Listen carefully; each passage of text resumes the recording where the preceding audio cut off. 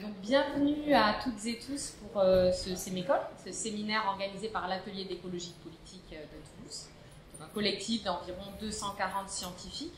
Je pense qu'il est plus la peine de présenter la Técopole. Peut-être rappeler quand même que ces Sémécoles, ce sont des lieux qui invitent en fait au partage de connaissances et aux discussions autour de sujets en lien avec les bouleversements écologiques, évidemment. Et on a organisé dans le cadre de ces Sémécoles un certain nombre de rencontres autour de thématiques. Et jusqu'à présent, en fait, on n'avait pas consacré de Sémécoles à la question de l'eau. On parle beaucoup de réchauffement climatique, de dérèglement climatique, de gaz à effet de serre. Mais évidemment, l'eau, c'est une question cruciale aujourd'hui. Et ça fait partie, justement, cette question notamment de l'eau douce, de réflexion en cours autour des limites planétaires, de cette notion l'existence de 9 limites planétaires qui définissent des seuils au-delà desquels les conditions d'habitabilité sur Terre sont mises en danger, et donc des seuils à ne pas dépasser pour entrer dans une ligne rouge qui amènerait vers des points de bascule. Parmi les 9 limites planétaires, 6 ont déjà été franchies, et la 6e, c'était à l'automne dernier, justement, l'eau douce, à la fois au bleu et au vert, on en reparlera peut-être. Donc c'est une question qui est évidemment d'actualité au niveau mondial, mais qui se décline aussi dans des problématiques régionales, nationales et régionales, évidemment, avec les inégalités au niveau de la planète. Les limites planétaires, ça mesure des choses au niveau global. Si on regarde du côté de la France, il y a une actualité brûlante de cette question de l'eau, autour de en fait plein de sujets, de conflits d'usage, de gouvernance. On a parlé, et on parle encore, de la question des méga-bassines. Il y a eu tout récemment ce scandale autour du traitement des eaux minérales. Et donc, avec, je crois, un tiers des marques françaises qui sont concernées, donc en lien avec 2 grands groupes, dont Nestlé. Et c'est vrai que cette question, elle touche donc la notion de bien commun. Si l'eau est un bien commun, qu'est-ce que la marchandisation de l'eau, qu'est-ce qu'elle fait? Comment on garantit l'accès à toutes et tous à de l'eau potable? C'est une problématique qui vaut tant au niveau local qu'au niveau mondial. Donc on a voulu organiser ce séminaire pour essayer de montrer, enfin en tout cas de réfléchir autour des connaissances scientifiques qui se développent autour des questions de l'eau. Qu'est-ce qu'on sait sur le cycle de l'eau? Qu'est-ce qu'on sait sur un certain nombre de processus qui sont à l'œuvre aujourd'hui? Est-ce qu'il faut les mesurer? Comment est-ce qu'on les mesure? Est-ce qu'on les modélise? Et puis, ça pose la question ensuite de la gouvernance et de qu'est-ce qu'on fait de ces données-là et comment on articule le savoir scientifique et les décisions politiques. Donc, merci d'être là. Je vais laisser, donc on a co-organisé à 3 cette séance, et je vais laisser à Sylvain le soin de présenter les invités. Merci. Donc, bonjour tout le monde. Je m'appelle Sylvain Cupel, je suis hydrologue et je fais partie de la Técopole. Et donc, aujourd'hui, on a le plaisir d'accueillir Sarah Fernandez pour nous parler de ce sujet autour de l'eau. Donc, Sarah Fernandez est ingénieure en chef des ponts, eaux et forêts. C'est le statut officiel, donc il faut le dire. Mais aussi chercheuse à l'Institut national de l'agriculture, alimentation et de l'environnement, INRAE, basée dans le laboratoire GEST ou SAGE maintenant? SAGE, à Strasbourg. Voilà. Et elle est géographe. Et pour discuter de cela avec elle, nous avons aussi le plaisir d'accueillir Jean-Philippe Vidal, qui est hydroclimatologue, directeur de recherche INRAE aussi, basé à l'unité de recherche Riverly, le laboratoire Riverly, à Lyon-Villeurbanne. Et donc, oui, je vais faire je vais un peu décrire le déroulé. Est-ce que tu peux passer à la slide suivante, s'il te plaît? Merci. Donc, ça sera une conversation, en fait, ici en 3 parties, où on aura des parties qui vont très très vite. Merci. Donc ça va être, on va faire une organisation de à peu près 3 fois 20 minutes, plus ou moins, où on abordera plusieurs thèmes. Et dans chacun de ces 3 thèmes, en fait, il y aura des allers-retours de discussion entre Sarah et Jean-Philippe. Et puis, au final, on essaiera de laisser au moins 1 heure pour la discussion avec le public. Quelques points logistiques. Donc, la feuille d'émargement est au fond. N'hésitez pas, doctorantes et doctorants, à aller la signer. Vous pouvez le faire à la fin aussi, hein, ça va très bien. Pour les questions, donc ce sera un temps de questions, d'échange à la fin de après les présentations. Mais ce qu'on se disait aussi, c'est que des fois, on n'a pas forcément envie ou on ne se sent pas d'aller poser des questions. Donc, ce qu'on va faire aussi, c'est faire circuler des feuilles. Vous pouvez écrire vos questions. Voilà, et puis on les retransmettra durant le temps d'échange. Voilà, qu'est-ce que j'ai oublié à part ça? Je crois qu'on va pouvoir commencer. Je n'ai pas une truc en plus.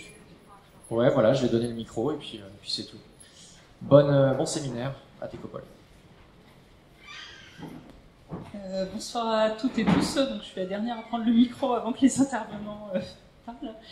Donc, on est trois à co-animer la séance de ce soir. Il y a Adeline Grand-Clément qui a fait l'introduction, qui est historienne à l'Université de Toulouse. Et moi, je suis géographe à INRAE aussi à Toulouse. J'ai beaucoup travaillé sur la gouvernance de l'eau, mais dans les pays d'Asie du Sud, en Inde et au Népal. Et peut-être pour commencer, si on peut passer à la diapo suivante, avec cette photo en fait qui est sur l'affiche et qui a peut-être intrigué certains d'entre vous. Donc pourquoi cette photo où finalement on a l'impression que tout ne coule pas forcément. Bonjour à tous. Merci à la Técopole pour cette invitation. Du coup, cette photo, c'est moi qui en suis l'auteur, et on l'a choisie collectivement parce que, en fait, si on creuse un petit peu, il y a beaucoup de choses à dire autour de l'eau sur cette photo, même si l'eau n'apparaît pas en tant que telle. J'ai institué cette photo vestige archéologique d'un camion de pompiers. C'était dans le Jura, c'était fin décembre 2015, et il n'y avait pas de neige, mais vraiment pas de neige du tout. Alors qu'on voulait aller faire du ski de fond, il n'y avait pas de neige du tout. Et donc déjà, ça c'est un indicateur, c'est un des marqueurs en fait du réchauffement climatique avec une transformation des précipitations neigeuses en précipitations liquides dû au réchauffement, et donc du coup moins de neige qui se stocke en hiver. Alors ce manque de stock de neige en hiver, et du coup c'est autant d'eau perdue, autant d'eau en moins au printemps dans les rivières, s'il n'y a pas cette fonte des neiges. On peut voir aussi pas mal de choses en fait dans le ciel. En fait, on voit aussi des traînées de condensation. Donc les traînées de condensation qui sont faites par les avions. Hein. Donc, du coup, et ces traînées de condensation en fait résultent en fait en augmentation en fait de l'effet de serre, parce qu'en fait c'est des nuages qui sont très hauts et donc qui empêchent la chaleur de partir de l'atmosphère. Pas mal d'autres choses aussi. On voit aussi les arbres au fond. Là, ils sont assez petits, mais en fait, vous avez sûrement entendu, il y a eu une énorme mortalité en fait d'arbres récemment sur certaines espèces, notamment dans le Jura, et dû en fait au manque d'eau en fait, aux sécheresses récurrentes des dernières années, depuis 2015 en fait. Et puis il y a ce camion de pompier en fait qui trône au milieu, en fait, ce vieux camion de pompier qui n'est clairement plus en activité et qui est un peu obsolète, et en fait ça reflète un peu l'obsolescence finalement de la technique humaine face à ces changements en cours, qui sont beaucoup plus importants que ce qu'on peut y faire grâce à notre technicité. Et puis voilà, et puis si on voulait aussi, on pourrait imaginer des perches à neige sur l'extrémité gauche de la photo, donc des perches à neige donc, qui sont faits pour produire de la neige, de culture, et puis mais pour faire de la neige de culture, il faut qu'il fasse assez froid, et là il faisait clairement pas assez froid pour produire de la neige artificielle. Donc voilà, c'était un petit peu une photo pour commencer à parler un peu de toutes ces choses liées à l'eau et au manque d'eau, de ma part, parce que je suis spécialisé dans dans les sécheresses passées, présentes et à venir. Merci beaucoup.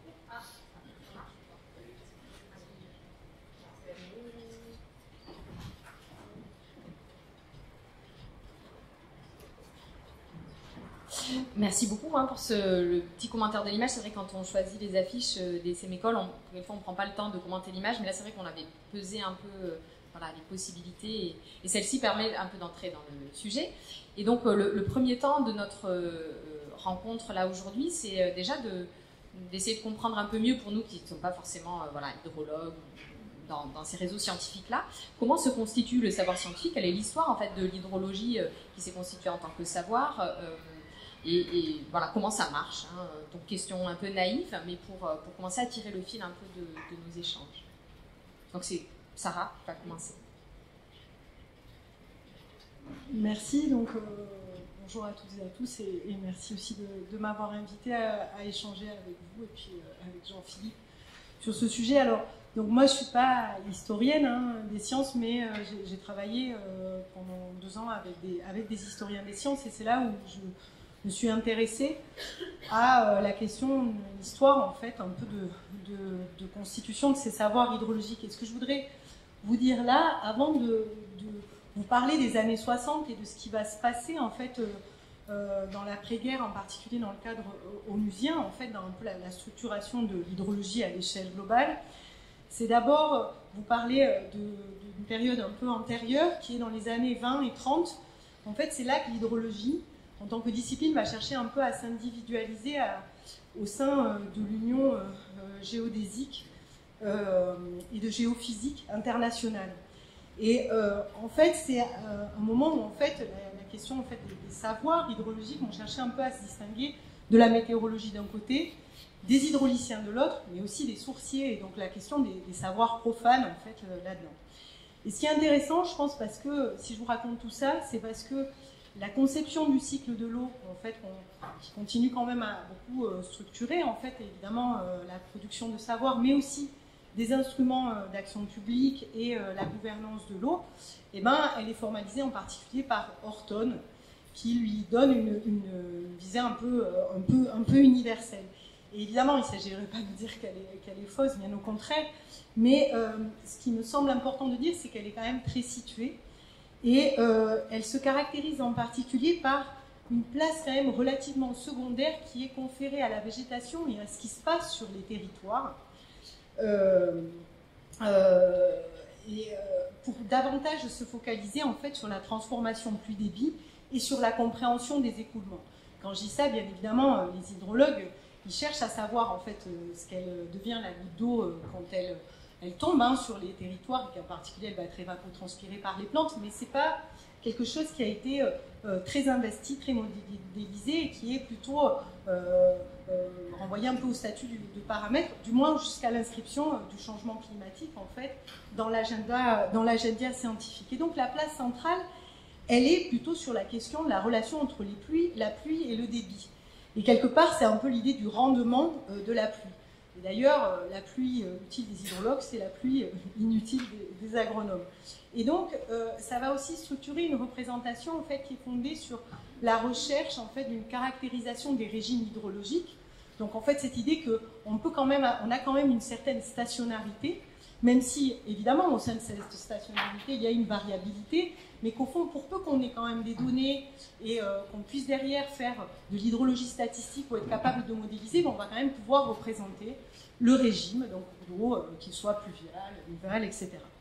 Et donc, ces régimes stationnaires aussi, c'est ça qui sert de négociation avec les ayants droit et les prétendants à l'usage quand il s'agit de concevoir et de mettre en œuvre des équipements hydrauliques, typiquement des barrages réservoirs, etc. Et après, évidemment, il y a la question des événements extrêmes, qui va être associée aussi à une promesse de mise en risque, un peu de contrôle de l'imprévisibilité grâce au calcul de probabilité, et là encore à des aménagements des rivières. Et donc, du coup, il y a quand même des relations avec l'hydraulique, typiquement. Et je sais pas, voilà, les digues, les barrages réservoirs contre la gestion du risque inondation, par exemple. Et des instruments aussi d'action publique, typiquement les seuils, les zonages, etc. Et donc, ce statut secondaire, il se retrouve dans le contexte onusien aussi après 1945, où là, en fait, ce qui va se passer, c'est que c'est en particulier l'UNESCO qui va très vite investir la question des zones arides et des zones semi-arides.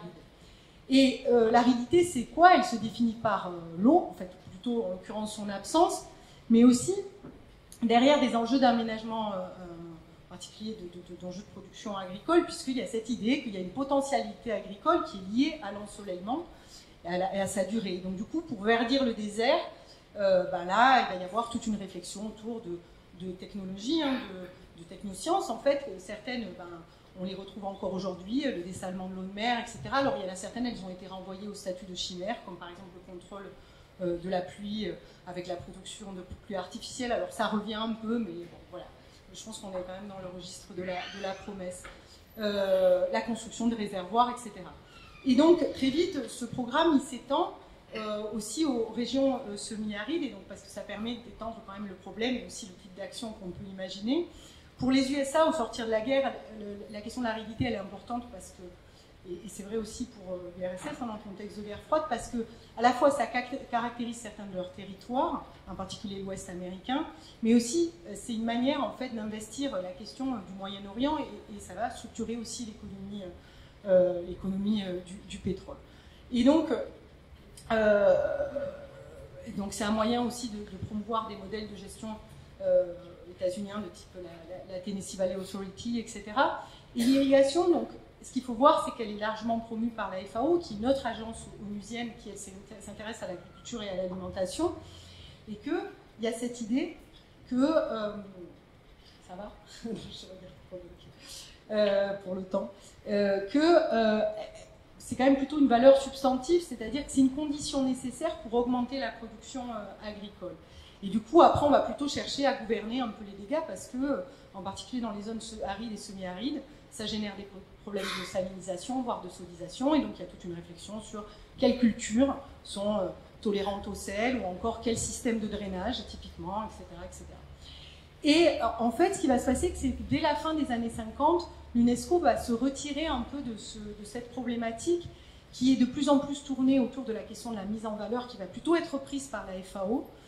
Mais elle va, à partir de cette communauté un peu épistémique de scientifiques dans lesquels les hydrologues sont assez présents, elle va constituer en fait ce programme, d'abord qui prend la forme d'une décennie hydrologique mondiale, et puis de programmes hydrologiques mondiaux. Et ce qui est intéressant, c'est que toute la réflexion, c'est l'idée, voilà, on reprend un peu ce cycle d'Orton et cette idée que finalement, l'eau qui va être disponible quelque part, elle dépend aussi en partie de la circulation de l'eau à l'échelle du globe. Et donc, cette décennie hydrologique, elle prend place à un moment particulier, hein, en fait, avec la conférence de Stockholm de 72, donc qui est la première conférence des Nations Unies sur l'environnement, alors qu'on peut voir en fait comme quand même un moment où il y a une forme de disqualification en fait des limites à la croissance qui ont été mises à l'agenda en particulier par le rapport Meadows et qui va plutôt se centrer sur des questions qui sont quand même évidemment moins controversées mais quand même moins, que sont les questions de pollution de l'eau, de désertification, d'approvisionnement en eau et d'urbanisation. Et c'est dans ce contexte-là que l'UNESCO, avec le CNUE et puis cette communauté d'hydrologues, vont faire un travail un peu de normalisation à la fois des catégories hydrologiques à l'échelle internationale, aussi de structuration de bases de données, parce qu'en fait, pour pouvoir quantifier, etc., il faut ça, pour essayer de représenter les ressources en eau de la planète et les usages de l'eau. Et c'est ça qui est représenté en fait dans ces schémas. Je ne rentre pas là dans le détail, mais c'est juste pour que vous visualisiez en fait tout le travail. Et ce qui est intéressant, c'est que dans ce travail en fait, de normalisation, c'est à la fois un état des lieux, mais c'est aussi un travail prospectif. Et donc, évidemment, il y a des scénarios tendanciels qui sont produits. D'abord, quand je dis tendanciel, parce que là, ce qui travaille beaucoup, c'est la question démographique, avec aussi des analyses que certains ont qualifiées de néo-malthusiennes, on pourra y revenir, mais aussi la question de comment on intègre l'évaporation dans les réservoirs, etc. Ou alternatif avec, par exemple, l'intensification de la réutilisation des eaux usées traitées. Je pense que c'est quand même intéressant de voir que ce qui est présenté aujourd'hui comme l'innovation majeure du plan eau, en fait, c'est quelque chose qui avait été déjà pas mal travaillé. Et des projections à 2000 et 2015. Et alors, ce qui est intéressant, surtout, je pense, il me semble, c'est de retenir que dans ces représentations, en fait, d'un côté, on a des ressources en eau et de l'autre, on a des usages de l'eau. Et qu'à ce moment-là, en fait, la représentation commune, encore avec cette stationnarité, c'est que quelque part, pour peu qu'on ait les moyens nécessaires, on va pouvoir représenter quand même en moyenne ces ressources. Et donc, ce qui bouge, ce sont les usages de l'eau. Et donc, du coup, ces réflexions en prospective, elles produisent un peu deux grandes catégories de pays. D'un côté, les pays au climat tempéré, qui sont assimilés, et ça se discute, aux pays occidentaux, développés, hein, parce qu'on est en plein, en fait, moment de décolonisation et de structuration d'une nouvelle géopolitique autour de l'aide publique au développement. Alors, d'un côté, on a ces pays développés, en fait, qui sont quelque part plutôt des pays, alors voilà, tempérés, donc en fait, eux, finalement, leur problème, c'est plutôt ceux d'une pénurie d'eau de bonne qualité. En gros, ils font face à un développement industriel et urbain important, et donc du coup, ce qui risque de manquer, c'est de l'eau de bonne qualité. Et donc du coup, les scénarios alternatifs, réutilisation des eaux usées traitées, etc. Et d'un autre côté, les pays, en fait, arides et semi-arides, qui sont assimilés aux pays du Sud, des Suds, et où là, en fait, quelque part, on aurait plutôt affaire à des pays où il manque de l'eau, mais il y a une potentialité importante en matière de production agricole, dans un contexte où il y a une forte mise à l'agenda international des affaires d'autosuffisance alimentaire, en particulier des pays nouvellement indépendants. Et donc, voilà. Après, on a ces rapports des Nations Unies dans les années 2000, où là, je fais des sauts un peu très verts, on en rediscutera après. Et c'est là où, en fait, quelque part, cette idée que les ressources, elles sont stables, change, et que dans toutes ces quantifications, on va intégrer aussi le fait qu'avec le changement climatique, les régimes de la pluviométrie changent. Et maintenant, on peut changer ouais, merci Jean-Philippe.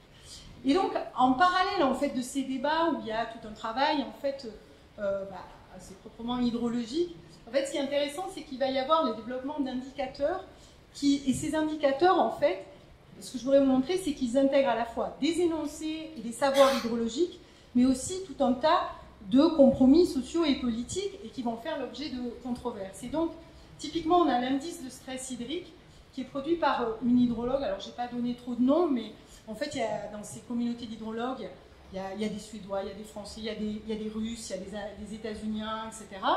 Et en particulier, Malin Falkenmark, qui est une hydrologue suédoise. Et en fait, dans ses travaux de prospective, elle va dire, qui sont très cadrés par la question de la démographie et de la production alimentaire, elle va proposer cet indice de stress hydrique, qu'on retrouve quand même dans beaucoup de cartes, que vous pouvez regarder sur Internet encore aujourd'hui, autour de l'idée qu'il y aurait une limite de 1000 m3 par personne et par an. Alors comment ce seuil a été calculé? En fait, en gros, elle a pris comme référence Israël, parce qu'Israël, ça représentait un pays semi-aride développé, où 50% de l'eau qui vient, en gros, qui est consommée pour la production alimentaire, ça vient de l'irrigation. Voilà, c'est une haine. Et puis, et comment, en fait, elle fait le lien entre, on va dire, besoins alimentaires et consommation d'eau? C'est parce que la FAO avait produit aussi des besoins alimentaires en kilocalories. Donc, en gros, on transforme des kilocalories en production. Et puis après, on le transforme en eau contenue, enfin, voilà, embedded, pour reprendre le terme de Tony Allen, mais en gros, qui sera repris après dans l'eau virtuelle, qui est donc l'eau bleue et l'eau verte qui a été nécessaire pour produire ce à quoi on se nourrit, et puis 200 m3 qui correspondraient aux autres usages de l'eau. Bon, on pourra y revenir. Mais ce qui est surtout intéressant, c'est que cet indice de stress hydrique, il pense la pénurie d'eau par rapport à des limites nationales, c'est-à-dire en considérant que quelque part, toute l'eau qui est nécessaire à une population, elle vient du pays de cette population. Donc, c'est ça, en fait, qui va être, je me dépêche, qui va être très controversé et débattu à la fin des années 80, parce qu'en fait, ce qui se passe, c'est que cet indice de stress hydrique, il va être associé à tout un tas de discours sur l'imminence de guerre interétatique de l'eau. Et là, il y a les travaux en particulier d'un géographe qui s'appelait Tony Allen, qui travaillait déjà depuis un moment là-dessus, mais ce qui est intéressant, c'est le moment où ça devient visible, son travail, et que c'est repris. C'est au début des années 90, c'est-à-dire à un moment un peu d'un avènement plutôt d'une ère néolibérale, où là, c'est l'OMC, le consensus de Washington, etc. Et donc là, l'enjeu, c'est de fluidifier plutôt le commerce international. Et donc, du coup, les logiques on va dire les politiques d'autosuffisance alimentaire, elles sont disqualifiées. Et donc, cet indicateur d'eau virtuelle, il va être utilisé pour montrer qu'en fait, de toute façon, les pays qui sont en situation de pénurie d'eau, de fait, ils gèrent leur pénurie d'eau par le fait qu'ils sont connectés au reste du monde via le commerce international des céréales en particulier. Bon, on pourra y revenir après parce que sinon je vais pas laisser de temps à Jean-Philippe et ça c'est pas sympa. Voilà. Et évidemment ça a été très controversé parce que ça a été associé aussi à tout un tas de discours selon lequel finalement il faut fluidifier ce commerce international parce que ça permet d'économiser de l'eau, parce que les pays qui importent, ils auraient utilisé davantage d'eau, etc.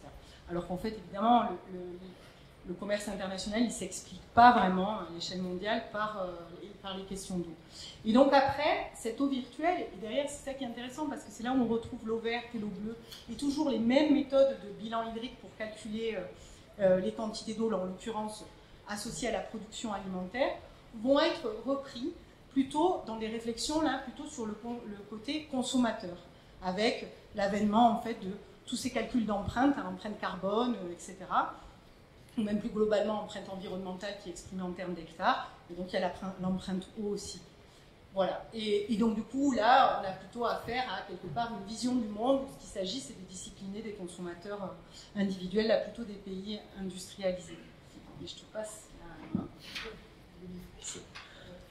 Merci Sarah pour cette perspective historique plutôt du point de vue de la société en fait. Moi je vais vous faire voir peut-être une perspective historique depuis les chercheurs, depuis la communauté de chercheurs. Alors je vais reprendre un peu dans le temps un peu après, donc les quelques dizaines d'années qui précèdent. Et en fait j'ai fait ça pour cette présentation. J'ai regardé un petit peu ce qui se passait au sein de l'Association internationale des sciences hydrologiques. Donc c'est une association qui regroupe en gros tous les hydrologues de la planète et qui travaille sur le principe de décennie scientifique. Donc chaque 10 ans, il y a des sondages pour savoir sur quel sujet de recherche la communauté a envie ou doit, ou enfin voilà, travailler. Et en fait, il y en a eu 3, donc c'est les 30 dernières années, enfin non, les 20 dernières années plutôt. Il y en a eu 3. Et je trouvais ça assez intéressant en fait de les mettre côte à côte parce que ça reflète un peu l'état d'esprit de la communauté dans son ensemble. Donc c'est pas prescriptif hein, ces thèmes-là, mais c'est des choses sur lesquelles les gens se mettent d'accord pour dire que voilà, c'est intéressant de travailler dessus. Alors la première décennie, 2003-2012, s'intitulait Prediction in Engaged Basins, donc faire des prédictions sur des bassins versants non jaugés. Alors non jaugés, ça veut dire non mesurés. Donc l'idée en fait c'était de pouvoir dire des choses là où on ne mesure pas des variables hydrologiques, on ne mesure pas le débit des rivières, on ne mesure pas l'humidité du sol.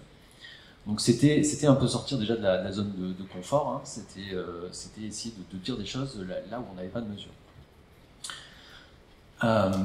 La décennie suivante, 2013-2012, et c'est là qu'on retrouve le titre du séminaire d'aujourd'hui, Too Cool, s'intitulait Everything Flows, Change in Hydrology and Society. Donc ça coïncide un peu avec la prise de conscience, en tout cas par la communauté scientifique hydrologique, que il n'y a pas que la pluie qui varie d'une année sur l'autre, qu'en plus il y a des tendances liées au changement climatique au pluriel, mais en plus il n'y a pas que ça qui change. Il y a tout ce qui est le bassin versant en lui-même, c'est-à-dire comment il est constitué, donc l'occupation du sol, les usages anthropiques de l'eau, etc. Donc ça, c'était un peu finalement une prise de conscience il ne fallait pas juste modéliser comment la pluie tombe et se transforme en débit dans la rivière, via éventuellement les nappes, le couvert neigeux, etc., mais qu'il fallait aussi prendre en compte, et donc ça veut dire mesurer, modéliser tout ce qui était impact de l'homme en fait sur le bassin versant. Donc ça veut dire la gestion des barrages réservoirs, les prélèvements pour l'agriculture, pour l'eau potable, pour voilà. Et puis la troisième décennie scientifique qui a commencé l'année dernière, en fait, elle s'intitule voilà, Science for Solutions, Hydrology Engaging Local People in One Global World, donc helping. Et donc ça montre aussi une nouvelle évolution en fait de la communauté scientifique, c'est-à-dire que la prise de conscience qu'elle doit s'impliquer en fait dans la société. Donc pas seulement produire de la connaissance, je dirais amont, mais aussi produire de la connaissance qui puisse être utile, utilisable et utilisée. Et ça, c'est un gros changement, et en fait, ça coïncide aussi avec, ça suit en fait tout ce qui est en fait le GIEC, parce que le GIEC, en fait, c'est de la production de connaissances ou de la mise à disposition de connaissances pour la société. Donc là, on n'est plus uniquement dans de la production de connaissances pour la production de connaissances, mais on est vraiment dans essayer de faire en sorte que la recherche en fait conduise à aider la société à faire face à tous ces changements en fait, que ce soit le changement climatique, que ce soit les changements sociétaux, et voilà. Donc c'est vraiment trois phases en fait de réflexion de la communauté scientifique internationale, et c'est pour ça que je voulais vous le présenter ici. Alors au-delà de ça, il y a au-delà de ces décennies scientifiques qui ne recouvrent pas l'ensemble loin s'en faut des travaux des hydrologues, il y a un papier qui s'appelle les 23 problèmes non résolus en hydrologie, que vous pouvez parcourir pour savoir quelles sont les questions qui agitent les cerveaux des chercheurs. Voilà, c'était tout pour la suite, et donc je pense que je vais passer la parole pour la suite à Sarah, je pense. Ouais. Non. Voilà. Oui. On est interrompu. Merci beaucoup pour cette perspective à la fois historique et aussi globale sur l'évolution des savoirs hydrologiques, qui se conclut un peu par finalement les hydrologues essayent de s'investir plus pour la société et sur des problèmes sociétaux, et finalement ça pose la question de comment se négocie un peu cette interface entre science et politique et entre science et société. Merci. Oui, effectivement, parce que donc quand même cette association internationale hydrologique, c'est elle qui se constitue dans les années 20, tu vois, et en fait ces premières décennies impulsées par l'UNESCO, elles ont été associées à l'IASH, je ne sais jamais dans quel ordre il faut le dire. Ouais, parce qu'il y a deux sigles en français et en anglais, donc. Et après, l'IAHS, ils ont pris, je pense aussi, tu vois, une forme d'autonomie. Ah oui. Alors, tiens, ça vous dérange pas que non, il faut que je bouge pas. C'est pas grave. Ouais, le micro, d'accord. Ouais, parce que c'est plus facile pour montrer, mais oui, donc ici, là, je voudrais vous parler plutôt d'autres types d'analyses que j'ai menées sur les indicateurs à une autre échelle et qui, bon, voilà, en première approche, on pourrait dire ces indicateurs dont je vous parlais tout à l'heure, à l'échelle internationale, c'est quand même plutôt des indicateurs de messages, en fait, puisque ils sont associés à des gouvernances quand même pas très instituées, à des arènes internationales qui sont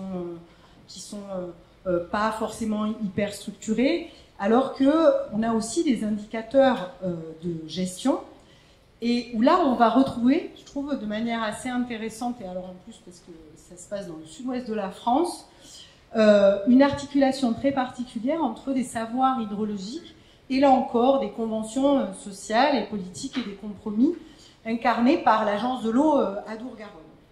Et donc ce qu'il faut voir, c'est que les agences de l'eau, elles sont créées par la loi sur l'eau de 64, et donc elles se mettent en place à partir du début des années 70. Et dans le sud, et donc leur mission, c'est d'essayer de mettre en place des programmes de financement de la dépollution, qui sont d'abord cadrés par des enjeux de salubrité et plutôt autour de questions de pollution urbaine et industrielle qu'aujourd'hui on qualifierait de pollution ponctuelle par rapport aux pollutions diffuses. Et donc dans le sud-ouest, dans les années 70, c'est là que l'agence de l'eau, elle va définir ce qu'elle appelle des DODQ, c'est-à-dire des débits d'objectifs de qualité. Et donc ce que je voudrais juste vous partager là, c'est que finalement, donc là on se rend compte que l'étiage pour l'agence de l'eau, ce qui est important, c'est de définir l'étiage tel qu'il est. C'est-à-dire elle s'appuie sur les données qui sont disponibles et qui sont produites par d'autres administrations pour définir les régimes hydrologiques des grandes rivières du sud-ouest à l'étiage. Et c'est en fonction de ça qu'elle va calibrer ensuite sa politique de financement de la dépollution industrielle et urbaine. Et donc, voilà, ces DODQ, finalement, c'est plutôt une étape intermédiaire, une donnée sur laquelle l'agence ne cherche pas à agir, mais sur laquelle elle va s'appuyer pour après, en gros, financer des stations d'épuration, pour le dire de manière un peu trop simple. Et dans les années 80, ce qui se passe, c'est que ces débits d'étiage estivales, en fait, parce qu'il y a des étiages sur la Garonne aussi en hiver, mais ce qui pose problème, ce sont les débits d'étiage, c'est d'un point de vue strictement hydrologique, il y a des étiages aussi en hiver. Mais ce qui pose problème, ce sont les étiages estivaux, et surtout à partir des années 80, parce qu'il y a un programme de développement de l'irrigation qui est porté par le ministère de l'Agriculture qui s'accélère, en particulier dans le bassin de la Garonne, mais aussi en Gascogne, qui est géré par la compagnie d'aménagement des coteaux de Gascogne, parce que les années 80, c'est aussi le moment où il y a le développement des centrales nucléaires sur la Garonne. Il y a le Blayais qui a été construite à la fin des années 70, et Golfech, elle sera mise en service au début des années 90. Et donc du coup, il y a des enjeux quantitatifs, en fait, pendant l'étiage qui commencent à être problématiques, et ce d'autant plus que EDF, quelque part, a organisé sa... Ah oui, il faut que je définisse l'étiage. Ouais, merci. Pardon. L'étiage, je parle quand même sous le contrôle, c'est lui le spécialiste, on ne sait pas. L'étiage, c'est une notion hydrologique, c'est-à-dire que, quand je vous disais tout à l'heure, voilà, on va chercher à définir le régime d'un cours d'eau, on va en particulier chercher à définir ses hautes eaux et ses basses d'eau d'un point de vue statistique. Et donc, l'étiage, ça va être les plus basses eaux du cours d'eau qu'on va rencontrer statistiquement une année sur 5, une année sur 10, etc. Et donc, du coup, ça va être un débit, en fait, un débit minimum. Mais donc, du coup, il faut se dire qu'à la différence de la sécheresse, ce n'est pas considéré comme un événement exceptionnel. Dans le régime hydrologique du cours d'eau, il y a des hautes eaux et des basses eaux, et ces basses eaux, ça s'appelle les étiages. Donc, du coup, ces étiages, voilà, et c'est là où, en fait, la question, c'est pas que la nature là, qui intervient, ces étiages, ils sont de plus en plus négativement impactés, et donc ça, c'est un problème pour l'agence, parce que, quelque part, ça rend l'environnement trop incontrôlable, c'est-à-dire que pour pouvoir calibrer sa politique de dépollution, il ne faut pas que les débits bougent quand même trop, et surtout qu'ils deviennent trop faibles. Et donc, c'est là où, quelque part, l'agence, elle va chercher à développer un nouvel indicateur, les débits minimums admissibles, c'est ça, là, les DMA, où là, c'est un moyen d'essayer de reprendre un certain contrôle sur les débits, mais ça va se faire en échange d'un soutien renouvelé à l'irrigation, à l'hydroélectricité et aussi au développement du nucléaire. C'est-à-dire que ces DMA, ils reposent sur la même qualification de l'eau que les DODQ, qui est fondée sur des concentrations en polluants, mais à la différence des DODQ, les DMA, en fait, incarnent un nouvel étiage désiré, c'est-à-dire l'étiage tel qu'il devrait être pour une bonne dilution des polluants. Et donc, la question, c'est de savoir pourquoi, en fait, les irrigants ont été enrôlés, en l'occurrence EDF, l'a été aussi, c'est parce que, quelque part, il y a eu tout un travail aussi de mise en équivalence et de commensuration, et que, au nom du soutien d'étiage, les irrigants ont aussi pu sécuriser, voire augmenter leur accès à l'eau. Et ça, c'est tous les ouvrages de soutien d'étiage, en particulier le projet de Charlas, qui a été très controversé. Mais également avec EDF, puisqu'il y a eu des conventions de soutien d'étiage, et donc une forme de mise en équivalence, c'est-à-dire EDF accepte de lâcher l'eau l'été en échange d'argent, qui correspond en fait à une estimation de son manque à gagner par rapport à un lâcher d'hiver. Et en fait, ce qui est intéressant, c'est que quelque part, oui, parce que bon, ce que j'ai pas dit, hein, dans les années 80, il y a une succession de sécheresses assez aiguës. Et il y a même de la raison d'État qui intervient à un moment donné. L'État oblige EDF à lâcher de l'eau alors qu'elle n'est pas intéressée pour le faire, etc. Tout ça, ça constitue des fenêtres d'opportunité pour l'agence pour négocier autour de ces indicateurs.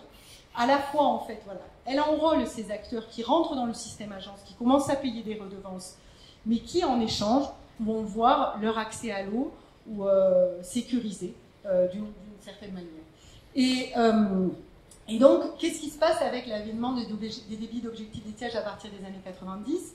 C'est que l'agence aussi, elle se rend compte que c'est assez difficile d'avoir un indicateur qui permette de gouverner un peu à distance ces affaires-là de manière très homogène au nom de la dilution. Parce que quelque part, c'est trop contingent en fonction des usages qu'il y a dans les rivières. Et donc, au moment de la controverse sur le projet de barrage de Charlas, c'est là que l'idée, en fait, de l'hydrologie naturelle reconstituée comme objectif de gestion va rentrer en ligne. Alors que dans les années 80, ce qui est intéressant, c'est un peu comme avec les DODQ la décennie précédente, c'est que c'était un calcul intermédiaire. C'est-à-dire que EDF, la CACG, l'agence, utilisaient en fait ce calcul de l'hydrologie naturelle reconstituée juste pour essayer d'avoir une représentation du système désinfluencé pour après pouvoir voir jusqu'à quel point le système pouvait encaisser des augmentations de l'irrigation, etc., etc. Et donc, en fait, cette hydrologie naturelle reconstituée, enfin, tu pourras, Jean-Philippe, en reparler, je pense, elle devient un objectif de gestion. Et parce que, quelque part, au nom de l'hydrologie naturelle, ça permet aussi d'effacer un peu les temporalités et les spatialités, et aussi les responsabilités entre les périodes où on irrigue et où on n'irrigue pas. Et donc, quelque part, il y a une espèce de consensus qui se construit dans les années 90 autour d'objectifs de débit élevés dans les rivières, au nom, là, maintenant, d'objectifs quantitatifs qui sont plus liés explicitement à des enjeux de dilution, mais qui fonctionnent sur une double promesse contradictoire, qui est une promesse davantage de réguler les usages de l'eau pour les porte-paroles de l'environnement qui sont dans les instances du comité de bassin et de l'agence, et une promesse de sécuriser, voire d'augmenter des accès à l'eau, en particulier pour l'irrigation. Et c'est ça qui va se retrouver, qui va se rejouer dans ce qu'on appelle les plans de gestion des étiages ensuite.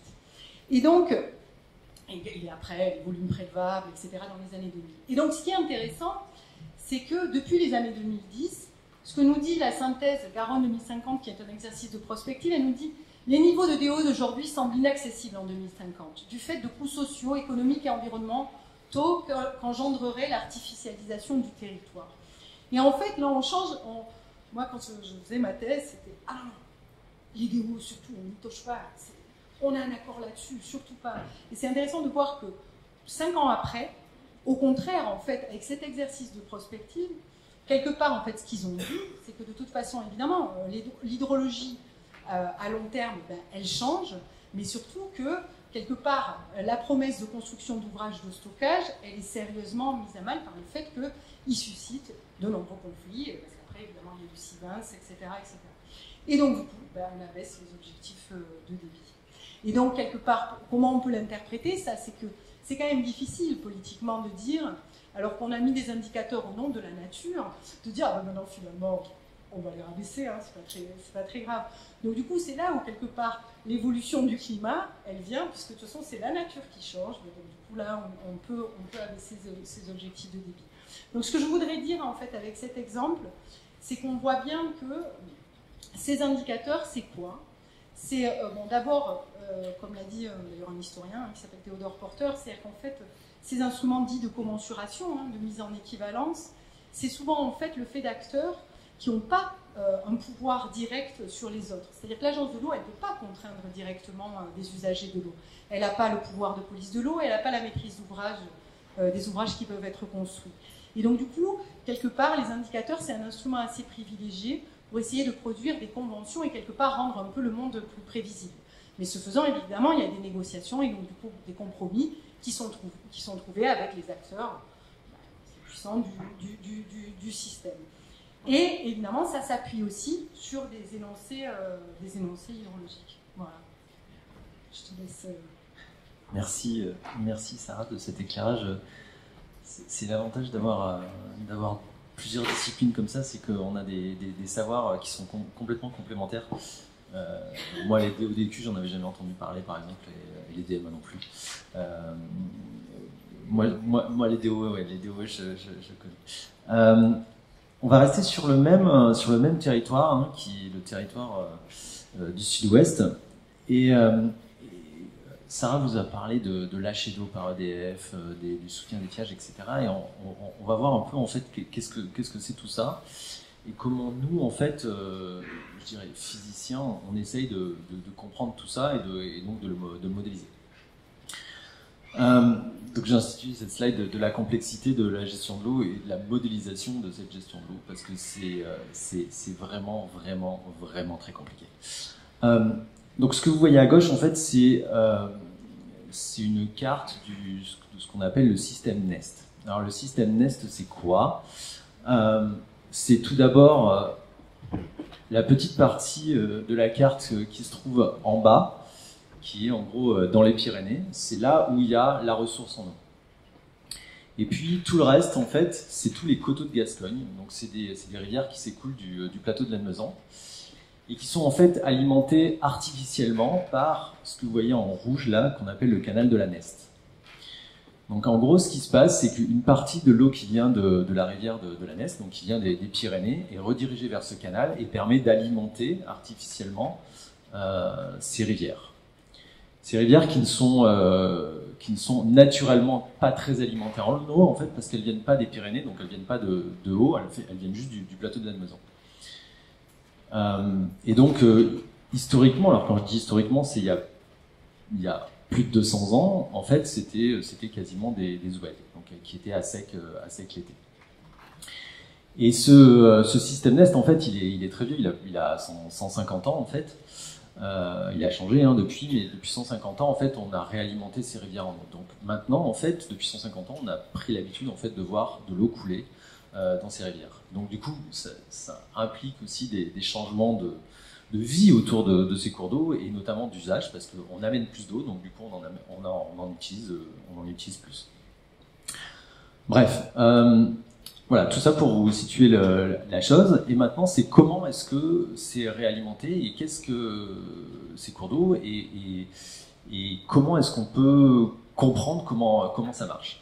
Donc, il faut savoir que à l'amont, en fait, vous avez trois petits points, non 4 même petits points orange. C'est des barrages réservoirs, d'accord.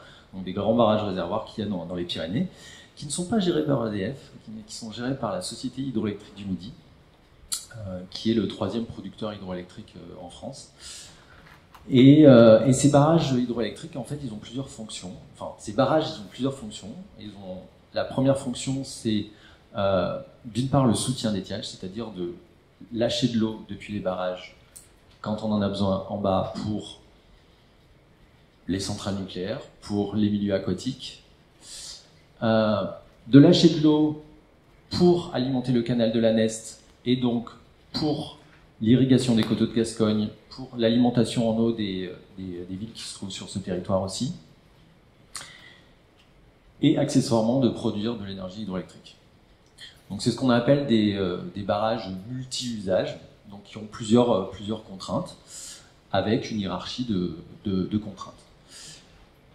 Et donc c'est ce schéma horrible, en fait, que vous voyez sur la droite, sur comment ça se passe, parce que effectivement il y a des barrages de la Société hydroélectrique du Midi, Chem, que vous voyez en orange, mais vous avez aussi des barrages d'EDF qui redirigent de l'eau vers d'autres bassins, côté Adour. Et vous avez des règles de fonctionnement, en fait, qui sont vraiment très compliquées à comprendre et donc à modéliser. Et en plus de ça, normalement, on n'a pas accès à ces données. On ne sait pas quand est-ce qu'un barrage retient de l'eau et quand est-ce qu'un barrage relâche de l'eau. Ça, c'est un secret. C'est un secret. Alors pourquoi c'est un secret? Parce que les enjeux, en fait, sur l'énergie sont très importants. Il faut savoir que les barrages réservoirs, en fait, ils sont soumis à des concessions. C'est-à-dire que pour un nombre d'années donné, l'État donne une concession à un exploitant pour exploiter ces barrages-là. Et donc, il y a une ouverture du marché de l'énergie et donc il y a une remise en question régulière de qui va pouvoir gérer ces barrages-là et donc faire éventuellement du bénéfice sur sur cet ouvrage-là. Et comme il y a une ouverture à la concurrence donc, européenne, un producteur hydroélectrique norvégien peut très bien venir exploiter les centrales des Pyrénées. Donc du coup, il y a des dossiers qui sont mis en place par les producteurs hydroélectriques pour candidater à la reprise de concession. Et donc du coup, le plus d'informations on a sur le système, le mieux on est placé dans cette reprise de concession. Alors il s'avère que la concession pour ces ouvrages-là venait juste d'être renouvelée, donc du coup en tant que chercheur on a eu accès aux données de ces barrages-là et on a pu faire une modélisation de comment fonctionnaient ces barrages, mais c'était la première fois en 15 ans. Voilà. Donc même pour de la recherche c'est vraiment compliqué à avoir. Voilà, une petite illustration, c'est dans cet article-là. Voilà, donc ça c'est un peu une illustration de la décennie Pantaraï, c'est-à-dire essayer de comprendre au-delà de comment l'eau de pluie se transforme en débit, essayer de prendre un peu à bras-le-corps toute cette complexité en fait de la gestion de l'eau à travers les usages humains. Sachant que du coup la demande en eau, on a la ressource en eau à l'avant, et la demande en eau en fait elle s'exprime à l'aval par les besoins des milieux aquatiques, par les demandes en irrigation, et les demandes aussi en étiage suffisamment haut pour pouvoir refroidir les centrales nucléaires. Et puis pour l'eau potable aussi, c'est pas mal aussi. Voilà.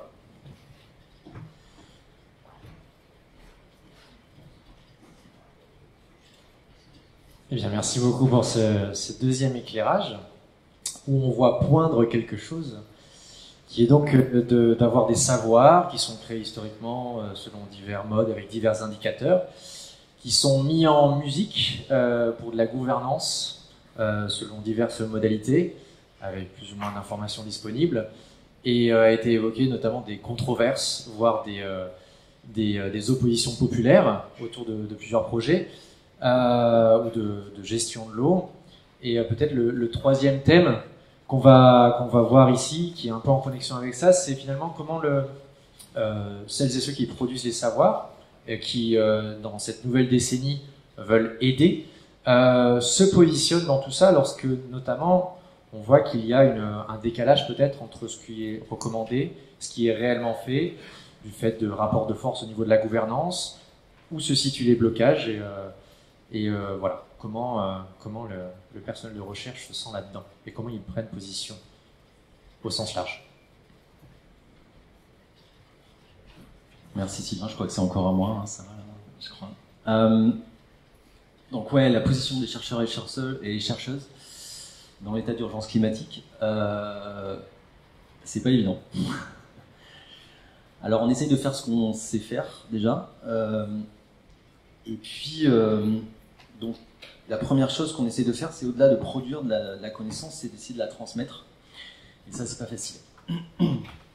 Là je vous ai mis deux illustrations je dirais de résultats un peu formatés scientifiquement, sans trop d'efforts pour rendre le message très parlant, mais c'est pour vous montrer une idée de quelle connaissance on dispose. Je pense que c'est petit pour les gens qui sont au fond, mais vous avez peut-être de meilleurs yeux que moi. Vous avez une carte de France à gauche, et qui vous montre les tendances sur les débits moyens annuels, c'est-à-dire en gros la ressource en eau, sur des bassins versants, ce qu'on appelle faiblement anthropisés, donc plus ou moins naturels, donc sans barrage réservoir, sans grosses villes qui prélèvent de l'eau pour l'eau potable, sans gros prélèvements pour l'irrigation.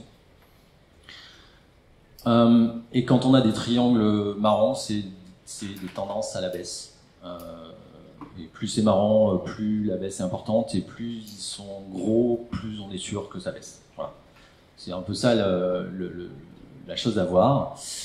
Et ce qu'on voit, c'est que dans une moitié sud de la France, qui va de Bordeaux à Strasbourg, sur les 50 dernières années, on a une baisse d'environ 30% de la ressource en eau. Donc, ce qui veut dire en 50 ans, on a perdu un tiers de l'eau qui coule dans les rivières. Donc ça, c'est quand même un gros message. On sait par ailleurs que ce qu'on observe, en fait, c'est clairement le signal du changement climatique d'origine anthropique.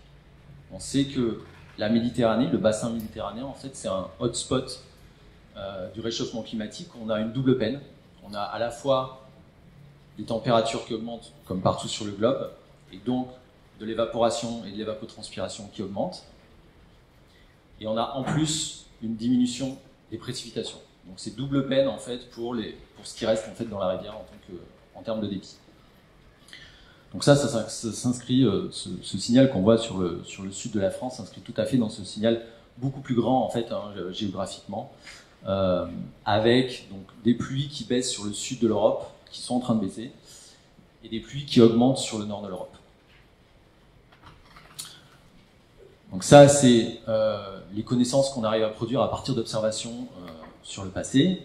Et puis après, pour le futur, on se sert de modélisation. Et donc ce que vous voyez à gauche, c'est une évolution temporelle depuis 1976 jusqu'à 2100 des débits moyens annuels, donc la ressource en eau de la Garonne à Portet-sur-Garonne, donc à l'entrée de Toulouse. Et vous avez trois graphes. En haut, c'est sous un scénario d'émission type on respecte les accords de Paris. Au milieu, c'est un scénario qui est plutôt médian et plutôt optimiste.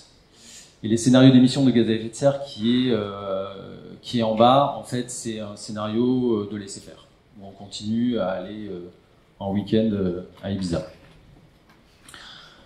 Et donc, alors je vais pas revenir sur comment ils sont faits, mais ce que vous voyez en fait, c'est en RCP 8.5, donc le graphe en bas à droite, c'est vous voyez la plongée des lignes, ouais. Et la ligne en bas, la ligne grise, en fait, c'est 0. C'est 0 mètres cubes par seconde. Actuellement, il y a à peu près 180 mètres cubes d'eau par seconde qui passent dans la Garonne, en moyenne, dans l'année. Et là, les projections jusqu'à 2100 montrent une réduction quasiment de moitié de ça. Donc en gros, le message, c'est on a déjà perdu un tiers de l'eau, on va en perdre au moins un tiers d'ici 2100. Et là, les courbes, elles s'arrêtent en 2100, mais en fait, ça va pas s'arrêter en 2100. Voilà. Donc là, le message, c'est arrêtez d'aller en week-end à Ibiza. Si vous voulez voir de l'eau couler dans la Garonne. Voilà, donc ça c'était la première chose qu'on peut faire, c'est déjà transférer la connaissance. On fait ça, je vous ai mis des références aussi de sites internet que vous pouvez aller voir. On a fait une petite interface pour les cartes de gauche qui s'appelle Makao, M-A-K-H-O. Vous pouvez chercher ça dans un moteur de recherche et vous aurez des cartes interactives, vous pourrez regarder l'évolution des étiages, l'évolution des débits moyens, l'évolution des crues observées sur les 50 dernières années. Et puis on est en train de faire un exercice, l'exercice prospectif qu'on est en train de voir sur la droite, c'est un projet qui s'appelle Explore 2. Si vous tapez ça Explore 2 sous un moteur de recherche, vous tomberez sur une page web. Vous n'aurez pas d'informations sur ce qui se passe. Et puis toutes les données qu'on produit aussi, les données de projection, sont disponibles sur un site, sur un portail de services hydrologiques qui s'appelle DRIAS-O, D-R-I-A-S-O, qui est le pendant hydrologique du portail de services climatiques qui s'appelle DRIAS Climat. Voilà. Donc tout est libre d'accès, donc vous pouvez même voir des cartes, etc. et manipuler les données et regarder par vous-même aussi. Ça, c'est la première chose qu'on essaye de faire. Après, je ne sais plus à qui c'est. C'est à toi, je crois, Sarah. Alors, je sais pas si c'est en place. Juste peut-être proche. Ah, ça va? Pardon, décidément, je sais pas. Peut-être avant de revenir sur la question de la posture du chercheur, si vous voulez bien, c'est juste un peu les questions de recherche en fait sur lesquelles on travaille quand on s'intéresse en sciences humaines et sociales sur ces questions de gestion de l'eau et comme vous avez pu le voir, moi c'est plutôt par exemple ce qui m'intéresse, c'est une analyse en fait finalement des savoirs d'action publique et ce qu'on se rend compte, c'est que bien, la situation actuelle, elle est celle de routines de l'action publique qui sont fragilisées, que ce soit voilà, dans la manière dont on inscrit des règles pour le partage de l'eau ou d'usage des espaces dans des zonages, des seuils, etc. etc. Et en particulier quand on va faire donc des projets territoriaux de la gestion de l'eau, ou avant les PGE, ou encore les PGRE dans le sud-est de la France. Et en fait, juste ce que je voudrais dire là, c'est que l'impasse, un peu, à mon avis, c'est que quand on regarde comment ça a été PGE, alors plan de gestion des étiages, oui c'est vrai, c'est vrai que c'est un monde de sigles infernal. Et PTGE, alors j'ai peur de, j'espère que je ne dis pas des bêtises, c'est projets territoriaux de la gestion de l'eau. C'est ça. Et les PRGE,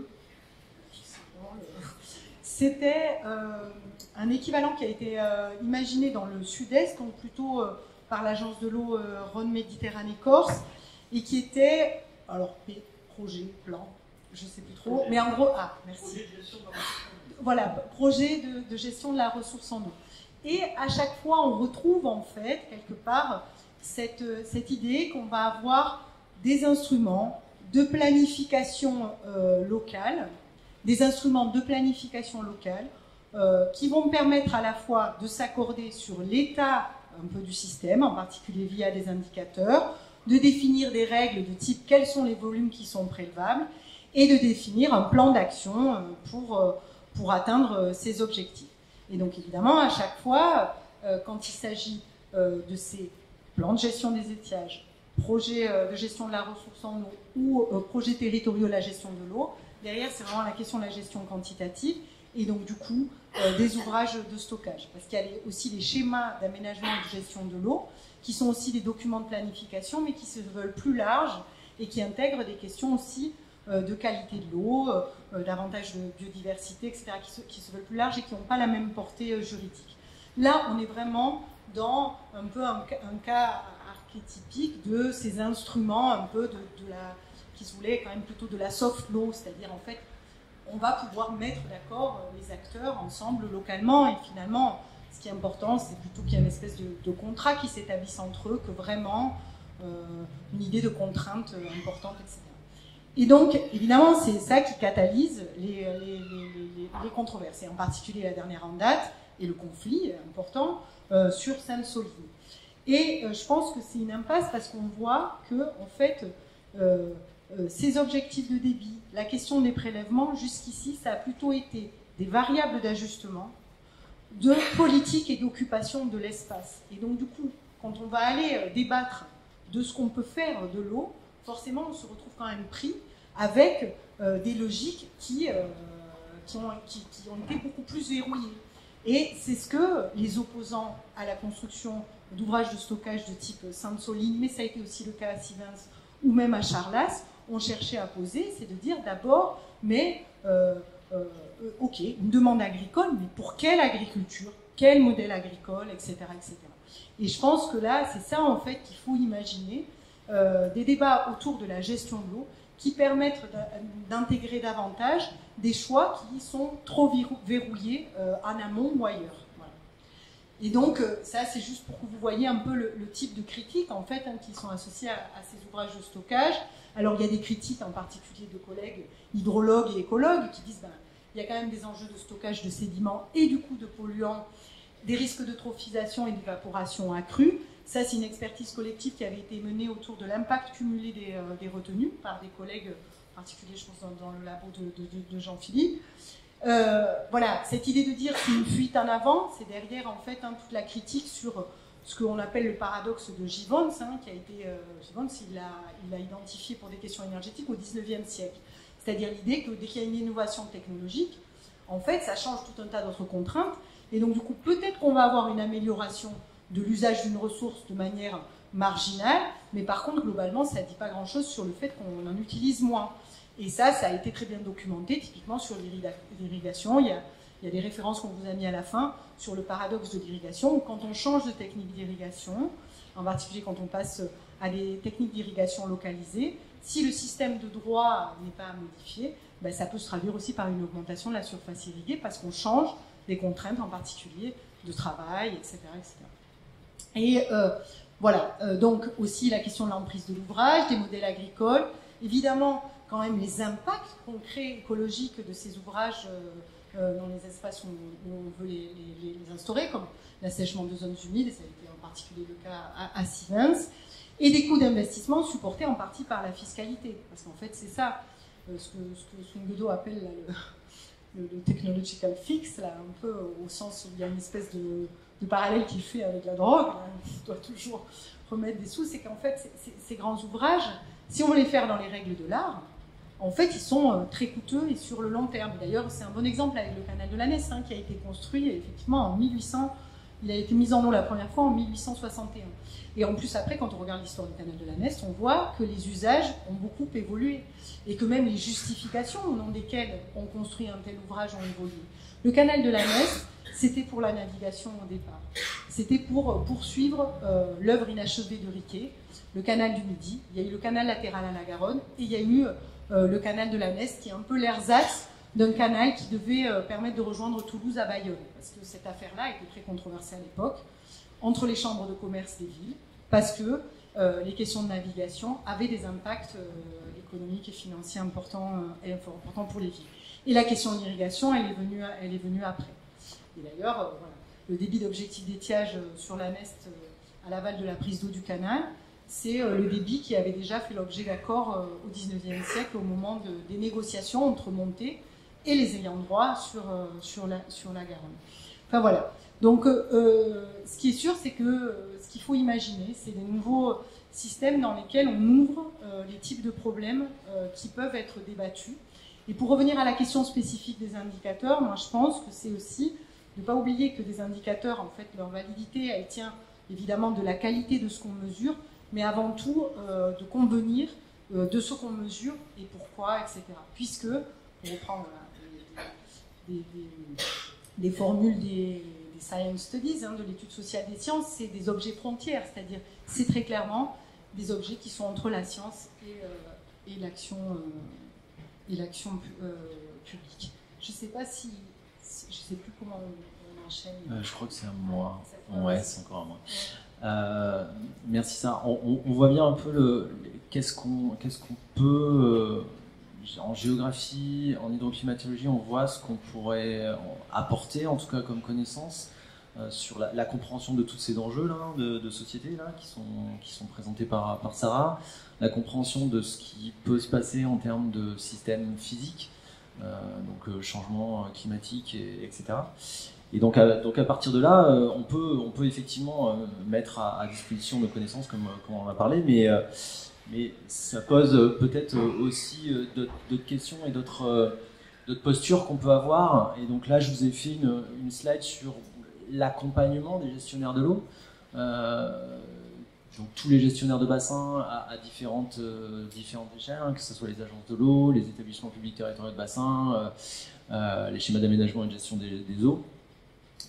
Et donc autant Sarah que moi, on essaye de faire ce travail d'accompagner les gens, donc de transmettre, de transférer un peu de connaissances qu'on a, autrement que par des jeux de données, des cartes, des choses comme ça, mais plus transférer peut-être de l'expertise. Et ça, on le fait au travers de comités scientifiques, donc d'institutions. Sarah est présidente du comité scientifique du comité de bassin de l'agence de l'eau Rhin-Meuse. Moi, je suis vice-président de la même chose pour l'agence de l'eau Loire-Bretagne. Aussi sur des établissements publics territoriaux de bassin, moi sur la Durance. Voilà, c'est essayer aussi d'accompagner, hein, parce que c'est compliqué aussi toute cette science aussi à intégrer en fait. Hein. On voit dans la diapo que j'ai présentée tout à l'heure la multiplicité des futurs possibles. Donc c'est-à-dire, ok, on a une infinité de futurs possibles, mais à quoi on va s'adapter en fait? Comment on peut déterminer des trajectoires d'adaptation? On essaye aussi parce que toutes les institutions essayent de se projeter dans l'avenir, donc elles se projettent dans un climat changeant, donc dans une hydrologie changeante, mais aussi dans des territoires changeants, dans des contraintes extérieures au territoire. On parle de PAC, on parle de choses. Oui, parce que je pense que le monde il est incertain, pas seulement parce qu'on ne sait pas comment une variable va évoluer dans le futur, mais aussi parce qu'on ne sait pas trop quelle importance sociale aura cette variable dans le futur. Et voilà, je laisse. Oui, c'est ça. Et on a fait dans un projet il y a quelques années sur la Durance, on avait fait des scénarios de changement climatique, changement hydrologique.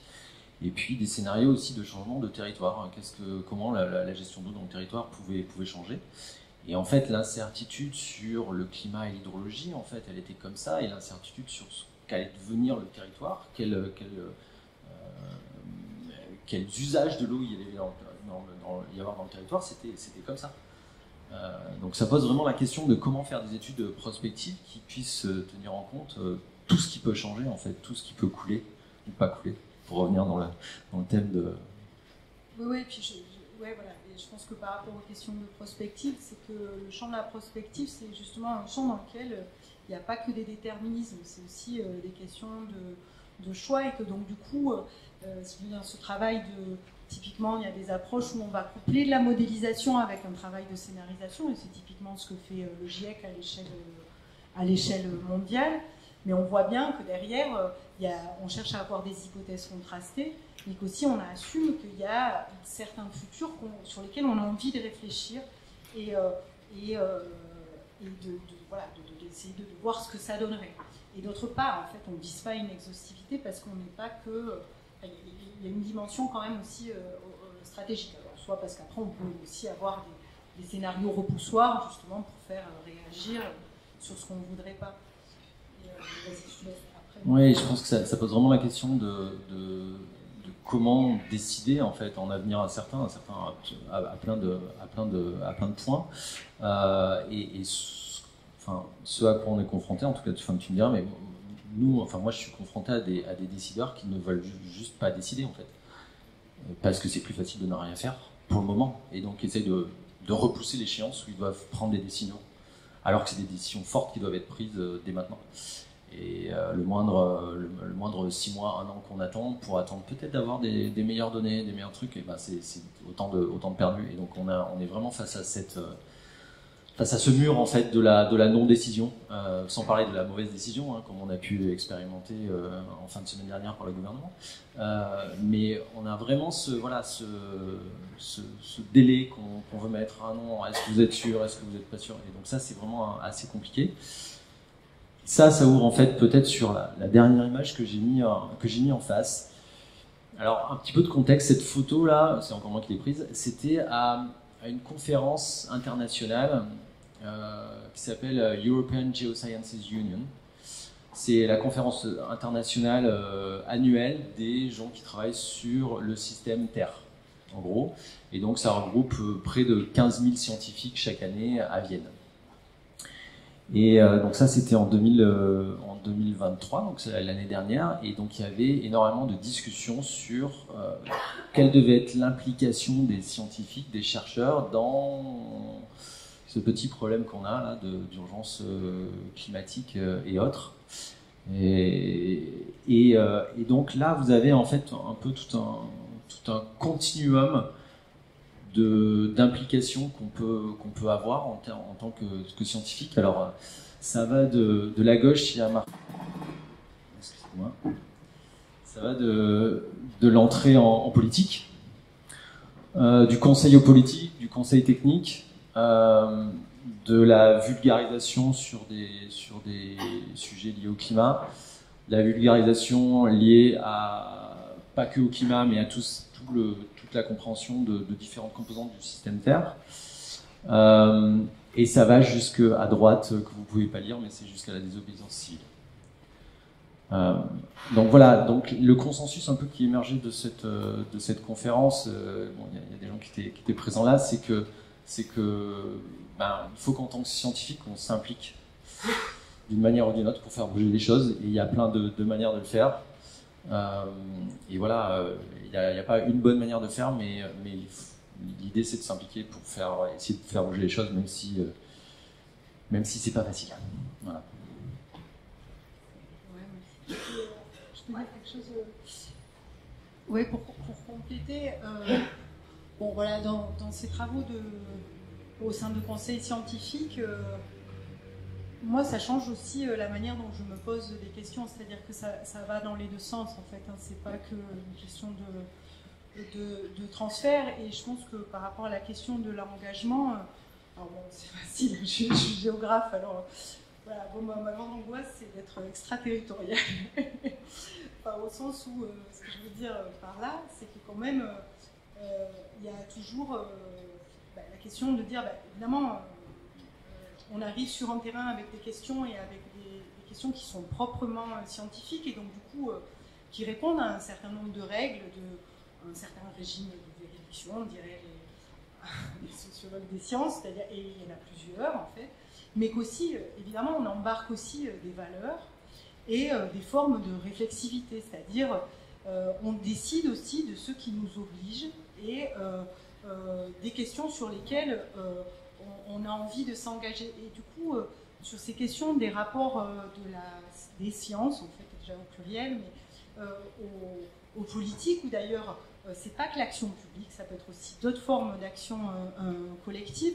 Je pense qu'il faut un peu s'y maîtriser et qu'il y a aussi un travail politique à faire au sein de notre propre champ et de la manière dont les politiques de recherche sont faites. Alors bon, moi je pense qu'on a encore relativement la chance d'une certaine liberté des questions sur lesquelles on s'engage, etc. Mais c'est clair qu'on est pris quand même aussi dans des logiques où c'est beaucoup celle de la promesse technoscientifique avec un certain nombre de limites. Donc du coup, je pense qu'avant d'aller dire, ce que j'essaie de dire par là, c'est que avant d'aller dire aux politiques ce qu'ils doivent faire, il y a aussi des politiques de la recherche dans lesquelles on en est des acteurs et qu'il y a des choses aussi qu'on peut refuser. Voilà.